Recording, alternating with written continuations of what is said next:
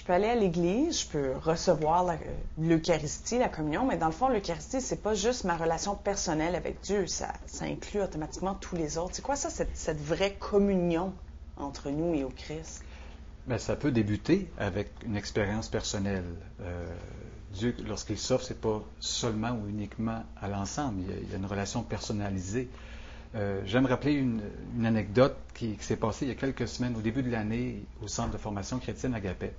Alors, les 6 jeunes arrivent, on est en début d'année, ils ne se connaissent pas.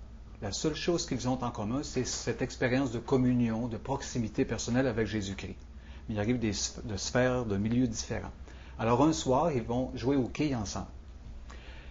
Et la manière qu'ils sont ensemble en communion, leur bonne humeur, leur joie, et je dirais, connaissant leur background, ce n'est pas une joie superficielle, il y a vraiment, à cause de ce qu'ils se vivent ensemble, de ce qu'ils découvrent du don de Dieu, alors ils sont tellement, d'une manière spéciale d'être en communion, que le gérant va les voir, il leur demande, « Mais vous êtes qui, vous autres? Vous êtes dans toute la salle de quilles, malgré qu'il y en a qui sont là depuis 5-10 ans, vous mettez de la vie, il y a quelque chose de spécial qui émane de vous. » Alors là, les jeunes expliquent, on est un projet pour approfondir notre foi au nom de Jésus-Christ, etc. Et le gérant, interpellé par ça, leur a même offert une partie de quilles gratuite. Et ce que je vais arriver, il y avait une manière d'être ensemble, une manière d'être en communion qui faisait écho, qui était, à mon avis, qui s'inscrivait directement dans leur propre expérience personnelle. Parce que c'est un peu fou, là. Ils ne sont pas ensemble à cause qu'ils ont la même préférence pour les BD ou la même préférence pour la musique. C'est Jésus-Christ qui les rend ensemble, alors qu'ils n'ont peut-être absolument rien en commun d'autre à part cela. Comment pouvaient-ils rayonner autant ou interpeller autant après seulement 10 jours de vie commune, alors que c'était la joie de s'apercevoir, voici ce qu'on a en commun, voici celui qu'on a en commun, voici celui qui rend possible, qui s'offre à nous et qu'on s'aperçoit bien de son don, qui rayonnait dans une simple manière de jouer au quai, là.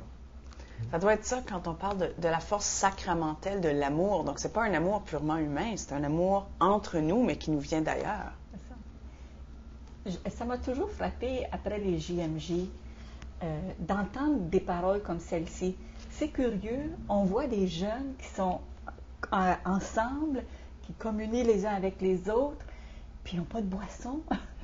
Et ils vivent cela d'une façon toute spontanée. C'est comme si ce qui les unit vient du dedans. Ben, c'est ça, c'est un peu ça que je trouve dans ton exemple. Le Christ nous donne son amour et c'est cet amour-là, finalement, qui nous transforme et qui nous donne de pouvoir vivre ensemble des choses que nous ne pourrions pas vivre simplement au plan humain. Il y a un plus qui est cette communion à l'amour du Christ qui est qui est un amour de gratuité.